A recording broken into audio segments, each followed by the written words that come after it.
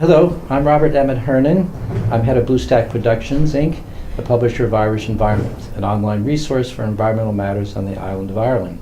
We're here today for another in our series of conversations on environmental matters, and today I'm very pleased to see John Woods here in our office. Hello, John. Hi. John is the project leader at the Green New Deal here in Northern Ireland. That's correct, yeah. And John, I wonder if you could tell the audience just what is the Green New Deal in Northern Ireland, because there are various forms of that across the world. Green New Deal is a phrase, I suppose, that sprang up out of the credit crunch back in, 2008, I suppose, when it was recognized we really would need a boost to economies around the world. And this was a kind of, I suppose, a fairly Keynesian sort of approach, New Deal referring specifically to Roosevelt's activities or actions back in the 30s. And that if you spend this on green infrastructure and green investment, you could actually tackle what was been described as the triple crunch of recession, of climate change, and of ever rising energy prices, and hit all those three at once through massive investment in energy efficiency and renewable energy. In Northern Ireland, we picked up this idea, and the way we tackled it really was by trying to build a consensus amongst key players in civil society. Primarily, it was driven by people from business, the CBI and the Institute of Directors, by people in the voluntary sector, NICFA being the key organisation there, the Ulster Farmers Union for the farmers, and the Irish Congress of Trade Unions, working particularly with Friends of the Earth, which I worked with when we started this. And we thought we'd build a consensus around the idea that this is a good way of tackling this triple crunch, and something that Northern Ireland in particular needs to focus on, because we are nearly 100% dependent on imported fossil fuels for our energy. And that's not an exaggeration. It is actually 99%. That's right. Of imported fossil fuels. It is. Extraordinary. Yeah, it is extraordinary. And so you don't even have to care anything about climate change in this scenario to say, well, we actually ought to do something about this dependency. We spend over 10% of our GDP on importing those fuels. So any savings on that is going to make sound economic sense as well as sound environmental sense. And there are potentially thousands of jobs to be created as well through that kind of investment. As a group, we decided to focus in on housing as being, if you like, the area there was most potential to save energy and get these jobs going. So I'd say we quickly achieved some consensus amongst those key groups. We had about 40 organisations involved in discussions, and came up with a business plan which we put to government last year. John, let me ask you, how did the Farmers Union get? I mean, there's been historic tensions between the environmental NGOs and the Farmers Union. What's their interest in this whole issue? Well, what's in it for them? I think for farmers, there's investment in renewable energy is important. A number of farmers are getting involved in biomass and in wind, and they are as aware as anyone as the price of energy and their vulnerability to it.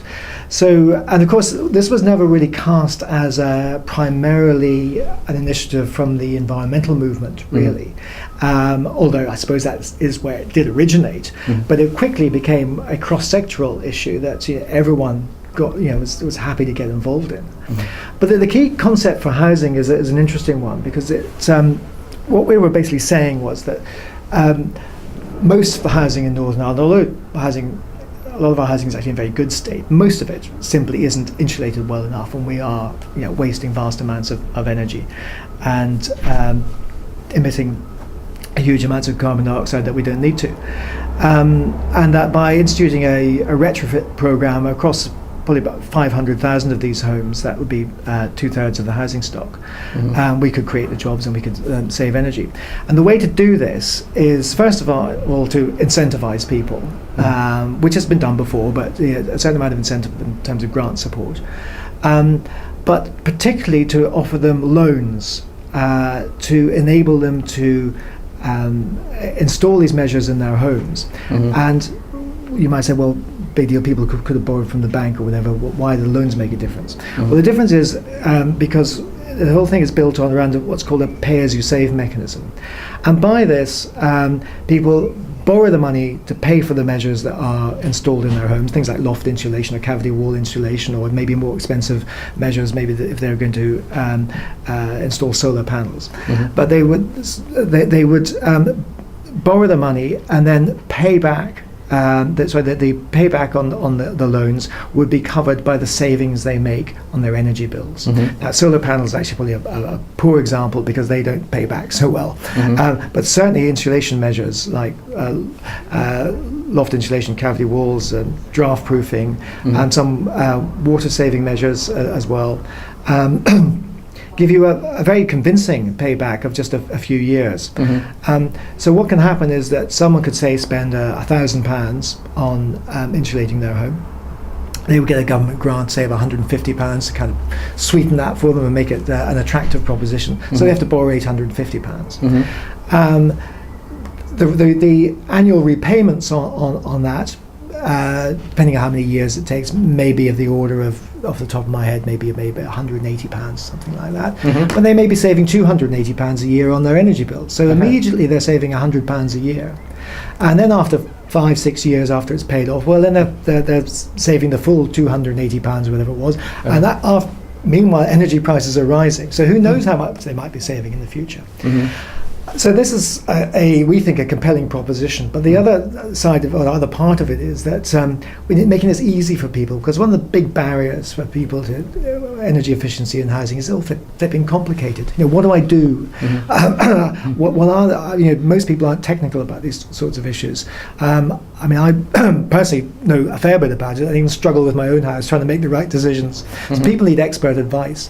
So what we're offering is a one-stop shop where someone comes to your door, if you like, and we're in your area. We're doing this street. We're insulating it. We're offering.